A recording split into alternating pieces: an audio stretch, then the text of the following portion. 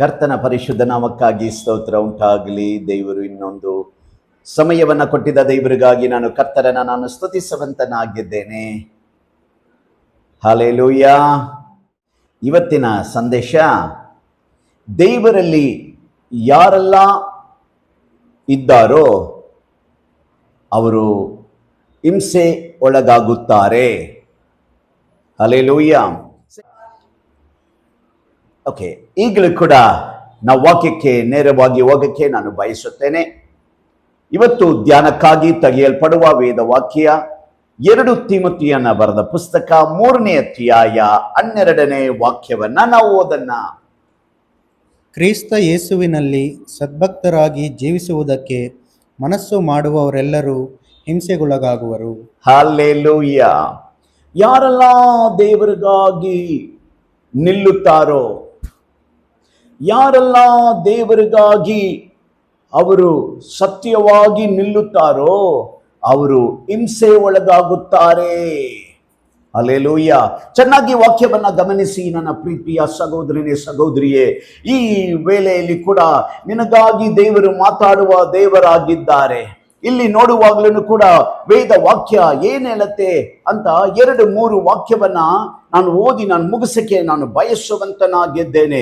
ಇಲ್ಲಿ ನೋಡುವಾಗಲೂ ಕೂಡ ವೇದ ವಾಕ್ಯ ಹೇಳುತ್ತೆ, ತೀತುವಿನ ಬರೆದ ಪುಸ್ತಕ 2ನೇ ಅಧ್ಯಾಯ 12ನೇ ವಾಕ್ಯದಲ್ಲಿ ನಾವು ವಾಕ್ಯವನ್ನ ಓದುವಾಗ, ನಾವು ಭಕ್ತಿಹೀನತೆಯನ್ನು ಲೋಕದ ಆಶೆಗಳನ್ನು ವಿಸರ್ಜಿಸಿ ಭಾಗ್ಯಕರವಾದ ನಿರೀಕ್ಷೆಯನ್ನು, ಅಂದರೆ ಮಹಾದೇವರ ಮತ್ತು ನಮ್ಮ ರಕ್ಷಕನಾದ ಯೇಸು ಕ್ರಿಸ್ತನ ಪ್ರಭಾವದ ಪ್ರತ್ಯಕ್ಷತೆಯನ್ನು ಎದುರು ನೋಡುತ್ತಾ ಇಹಲೋಕದಲ್ಲಿ ಸ್ವಸ್ಥಚಿತ್ತರಾಗಿಯೂ ನೀತಿವಂತರಾಗಿಯೂ ಭಕ್ತಿಯುಳ್ಳವರಾಗಿಯೂ ಬದುಕಬೇಕೆಂದು ಅದು ನಮಗೆ ಬೋಧಿಸುತ್ತದೆ. ಹಲ್ಲೆಲೂಯಾ. ಚೆನ್ನಾಗಿ ವಾಕ್ಯವನ್ನ ಗಮನಿಸಿ ನನ್ನ ಪ್ರೀತಿಯ ಸಹೋದರನೇ ಸಹೋದರಿಯೇ. ಇಲ್ಲಿ ನೋಡುವಾಗಲೂ ಕೂಡ ವೇದ ವಾಕ್ಯ ಹೇಳುತ್ತೆ, ಈ ಕಾಲಘಟ್ಟದಲ್ಲಿ, ಈ ದಿವಸಗಳಲ್ಲಿ, ಈ ದಿನದಲ್ಲಿ ನಾವು ದೇವರಿಗಾಗಿ ನಾವು ಹೇಗೆ ಬಾಳುತ್ತಾ ಇದ್ದೇವೆ, ಪರಿಶುದ್ಧವಾಗಿ ನಾವು ಬಾಳಬೇಕು.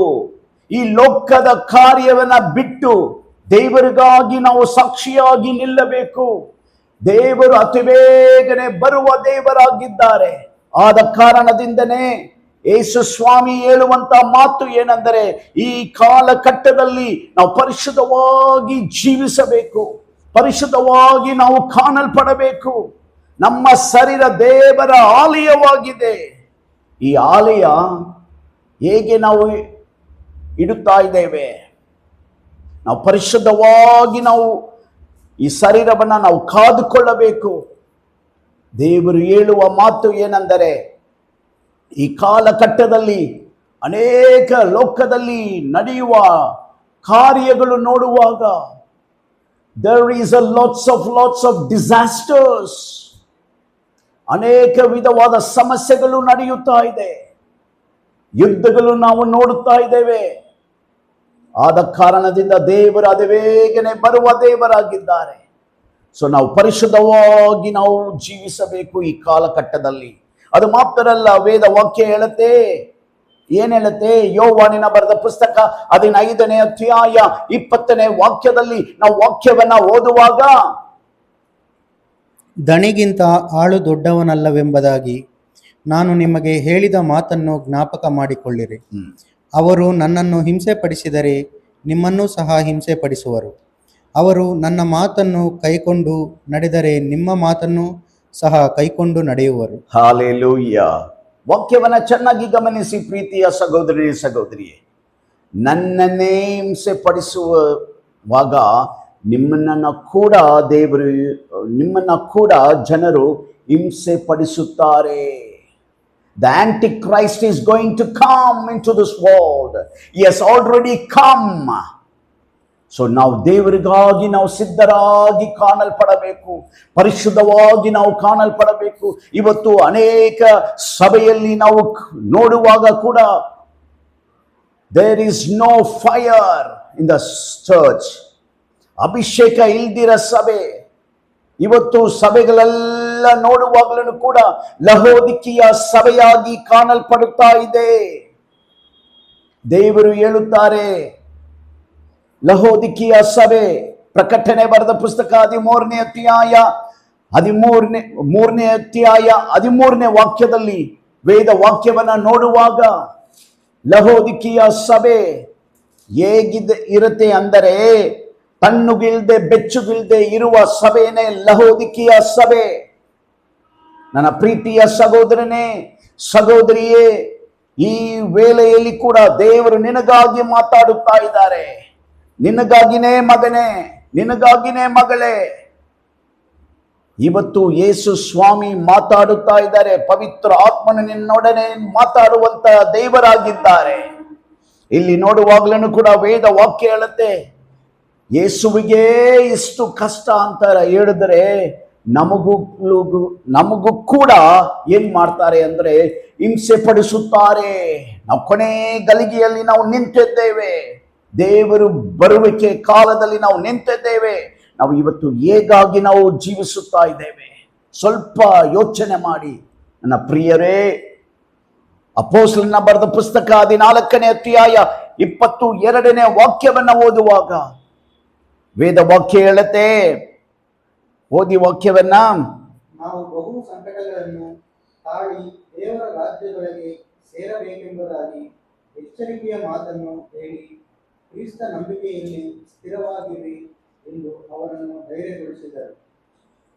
Christian life is not easy life.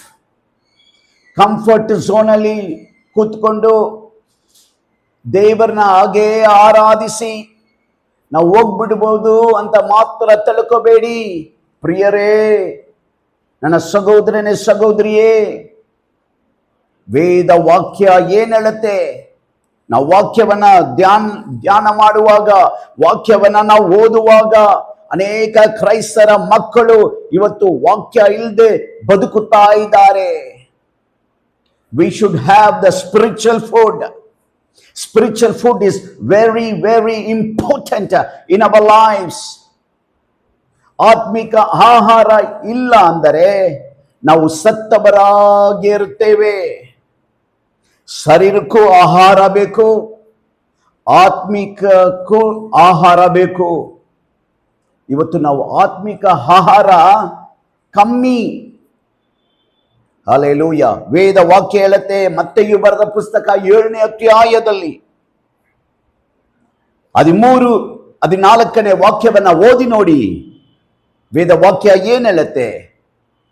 ಇಕ್ಕಟ್ಟಾದ ಬಾಗಿಲಿನಿಂದ ಹೊರಕ್ಕೆ ಹೋಗಿರಿ, ನಾಶಕ್ಕೆ ಹೋಗುವ ಬಾಗಿಲು ದೊಡ್ಡದು, ದಾರಿ ಅಗಲವು, ಅದರಲ್ಲಿ ಹೋಗುವವರು ಬಹು ಜನ. ನಿತ್ಯ ಜೀವಕ್ಕೆ ಹೋಗುವ ಬಾಗಿಲು ಇಕ್ಕಟ್ಟು, ದಾರಿ ಇಕ್ಕಟ್ಟು, ಅದನ್ನು ಕಂಡು ಹಿಡಿಯುವವರು ಸ್ವಲ್ಪ ಜನ. ಹಲ್ಲೆಲೂಯ. ಇಕ್ಕಟ್ಟಿನ ಬಾಕಲಲ್ಲಿ ಹೋಗುವವರು ಮಾತ್ರನೇ ಪರಲೋಕ ರಾಜ್ಯಕ್ಕೆ ಅವರು ಸೇರುವವರು. ಹೇಗೆ ನಿಮ್ಮ ಜೀವಿತ? ನಿಮ್ಮ ಜೀವಿತ ಹೇಗಾಗಿದೆ? ಇಕ್ಕಟ್ಟಿನ ಬಾಕಲ ಒಳಗೆ ನಾವು ಪ್ರವೇಶಿಸುತ್ತಾ ಇದ್ದೇವಾ? ಇಲ್ಲ ವಿಶಾಲವಾದ ಬಾಕಲಲ್ಲಿ ನಾವು ಪ್ರವೇಶಿಸುತ್ತಾ ಇದ್ದೀವಾ? ಇವತ್ತು ಅನೇಕ ಜನರು ಏನು ಮಾಡುತ್ತಾ ಇದ್ದಾರೆ? ದೇವರಿಗಾಗಿ ಸಾಕ್ಷಿಯಾಗಿ ಜೀವಿಸುತ್ತಾ ಇದ್ದಾರಾ? ಪರಿಶುದ್ಧವಾಗಿ ಜೀವಿಸುತ್ತಾ ಇದ್ದಾರಾ? ಇವತ್ತು ನೋಡುವಾಗಲೂ ಕೂಡ ದೇವರು ದುಃಖ ಪಡುತ್ತಾ ಇದ್ದಾರೆ. ನಮ್ಮನ್ನ ನೋಡಿ ಕಣ್ಣೀರು ಸುರಿಸುತ್ತಾ ಇದ್ದಾರೆ. ನಾ ಪ್ರೀತಿಯ ಸಹೋದರನೇ, ಸಹೋದರಿಯೇ, ಎಷ್ಟು ದುಃಖವಾದ ಕಾರ್ಯ. ಇಕ್ಕಟ್ಟಿನ ಬಾಕಲಲ್ಲಿ ನಾವು ಪ್ರವೇಶಿಸಬೇಕು. ಇಕ್ಕಟ್ಟಿನ ಬಾಕಲೇ ದೇವರ ಬಾಕಲಾಗಿದೆ. ಆ ಬಾಗಿಲಲ್ಲಿ ಯಾರೆಲ್ಲ ಹೋಗುತ್ತಾರೋ ಅವರು ಪರಲೋಕ ರಾಜ್ಯದಲ್ಲಿ ಅವರು ಸೇರುವಂತನಾಗಿದ್ದಾರೆ. ಹಲ್ಲೆಲೂಯ. ಇಲ್ಲಿ ನೋಡಿ ವಾಕ್ಯವ ಏನು ನಮಗೆ ಕೊಡಲ್ಪಟ್ಟಿದೆ ಅಂತ ಹೇಳಿದ್ರೆ, ಮತ್ತೆಯು ಬರೆದ ಪುಸ್ತಕ 22ನೇ ಅಧ್ಯಾಯ 14ನೇ ವಾಕ್ಯದಲ್ಲಿ ನಾವು ವಾಕ್ಯವನ್ನ ಓದುವಾಗ, ಹೀಗೆ ಕರೆಯಲ್ಪಟ್ಟವರು ಬಹು ಜನ, ಆಯಲ್ಪಟ್ಟವರು ಸ್ವಲ್ಪ ಜನ. ಹಲ್ಲೆಲೂಯ. ಕರೆಯಲ್ಪಡುವವರು ಅನೇಕರು, ಆದರೆ ಆರಿಸಲ್ಕೊಳ್ಳಲ್ಪಟ್ಟವರು ಕೆಲವರು ಮಾತ್ರ. ನನ್ನ ಪ್ರೀತಿಯ ಸಹೋದರನೇ, ಸಹೋದರಿಯೇ, ಅದು ನೀವು ನಾನಾಗಿದ್ದೇನೆ. Hallelujah. What a mighty God we serve. ಎಷ್ಟು ಒಳ್ಳೆ ದೇವರನ್ನು ನಾವು ಆರಾಧಿಸುತ್ತಾ ಇದ್ದೇವೆ. ಜೀವಿಸುವ ದೇವರನ್ನು ನಾವು ಆರಾಧಿಸುತ್ತಾ ಇದ್ದೇವೆ. Do not change the channel. ನಿನಗಾಗಿ ಮಾತಾಡುತ್ತಾ ಇದ್ದಾರೆ ಮಗಳೇ, ನಿನಗಾಗಿ ಮಾತಾಡುತ್ತಾ ಇದ್ದಾರೆ ಮಗನೇ. Wait for a moment. Listen what God is going to tell. ದೇವರು ನಿನ್ನೊಡನೆ ಇವತ್ತು ಮಾತಾಡುತ್ತಾ ಇದ್ದಾರೆ. ಕಣ್ಣೀರಲ್ಲಿದ್ದೀಯಾ? ಸಂಕಟದಲ್ಲಿ ಇದ್ದೀರಾ? ವೇದನದಲ್ಲಿ ಇದ್ದೀರಾ? ಸಾಲ ತೊಂದರೆನಾ? ದೇವರು ಬಿಡುಗಡೆ ಮಾಡುವ ದೇವರಾಗಿದ್ದಾರೆ. ಹಲ್ಲೆಲೂಯಾ. ಭಯಪಡಬೇಡ, ದೇವರು ನಿನ್ನೊಡನೆ ಇದ್ದಾರೆ. ನನಗೆ ಯಾರೂ ಇಲ್ಲ ಅಂತ ಕಣ್ಣೀರಿಂದ ಇದ್ದೀರಾ? ದೇವರು ನಿನಗಾಗಿದ್ದಾರೆ, ನಿನಗಾಗಿದ್ದಾರೆ ಮಗಳೇ, ನಿನಗಾಗಿ ಇದ್ದಾರೆ ಮಗನೇ. ಭಯಪಡಬೇಡ. ವೇದವಾಕ್ಯ ಹೇಳತ್ತೆ, ಮತ್ತೆಯು ಬರೆದ ಪುಸ್ತಕ 7ನೇ ಅಧ್ಯಾಯ 21ನೇ ವಾಕ್ಯದಲ್ಲಿ ಕೂಡ, ನನ್ನನ್ನು ಸ್ವಾಮಿ ಸ್ವಾಮಿ ಅನ್ನುವವರೆಲ್ಲರೂ ಪರಲೋಕ ರಾಜ್ಯದಲ್ಲಿ ಸೇರುವವರೆಂದು ನೆನೆಸಬೇಡಿ. ಪರಲೋಕದಲ್ಲಿರುವ ನನ್ನ ತಂದೆಯ ಚಿತ್ತದಂತೆ ನಡೆಯುವವನೇ ಪರಲೋಕ ರಾಜ್ಯಕ್ಕೆ ಸೇರುವನು. ಹಲ್ಲೆಲೂಯಾ. ಎಷ್ಟು ಒಳ್ಳೆ ದೇವರಲ್ಲ ನಮ್ಮ ದೇವರು. ಇವತ್ತು ಅನೇಕ ಕ್ರೈಸ್ತರ ಮಕ್ಕಳು ನಾವು ಈ ಲೋಕದಲ್ಲಿ, ಪಾಪದ ಲೋಕದಲ್ಲಿ ಜೀವಿಸುತ್ತಾ ಇರುವ ನೀವು ನಾನು ಹೇಗಾಗಿರಬೇಕೆಂದರೆ, ಫಾರ್ ಎಕ್ಸಾಂಪಲ್, ಸಮುದ್ರವ ನೀರು ಬಂದು ಉಪ್ಪು ಅಂದರೆ ಉಪ್ಪು, ಆದರೆ ಆ ಸಮುದ್ರ ನೀರಲ್ಲಿ ಇರುವ ಮೀನಲ್ಲಿ ಉಪ್ಪು ಇದೆಯಾ? ಅದೇ ಥರ ಈ ಲೋಕದಲ್ಲಿ ಕೂಡ ದೇವರು ನಮ್ಮನ್ನು ಇಟ್ಟಿದ್ದಾರೆ. ಅದರಲ್ಲಿ ನಾವು ಪರಿಶುದ್ಧವಾಗಿ ಜೀವಿಸಿ, ಕರ್ತನಿಗಾಗಿ ನಾವು ಸಾಕ್ಷಿಯಾಗಿ ಜೀವಿಸುವಾಗ ದೇವರು ನಮ್ಮನ್ನು ಪರಲೋಕ ರಾಜ್ಯದಲ್ಲಿ, ಜೀವ ಪುಸ್ತಕದಲ್ಲಿ ನಮ್ಮ ಹೆಸರುಗಳು ಬರೆದಿರುತ್ತಾರೆ. Hallelujah, hallelujah. ನನ್ನ ಪ್ರೀತಿಯ ಸಹೋದರನೇ ಸಹೋದರಿ, ಈ ವೇಳೆಯಲ್ಲಿ ಕೂಡ ದೇವರು ಹೇಳುವ ಮಾತು, ಯಾರೆಲ್ಲ ದೇವರಿಗಾಗಿ ಬಾಳುತ್ತಾರೋ ಅವರು ಹಿಂಸೆ ಒಳಗಾಗುತ್ತಾರೆ. ನೀವು ದೇವರಿಗಾಗಿ ಬಾಳಬೇಕು. ದೇವರ ದಾಮೆ ಈ ವಾಕ್ಯವನ್ನು ಆಶೀರ್ವಾದ ಮಾಡಲಿ. ಆಮೇನ್, ಆಮೇನ್. ಈ ಸಂದೇಶ ನಿಮಗೆ ಆಶೀರ್ವಾದವಾಗಿದ್ದರೆ ಲೈಕ್ ಮಾಡಿ, ಶೇರ್ ಮಾಡಿ, ಸಬ್ಸ್ಕ್ರೈಬ್ ಮಾಡಿ. May God bless you. Amen.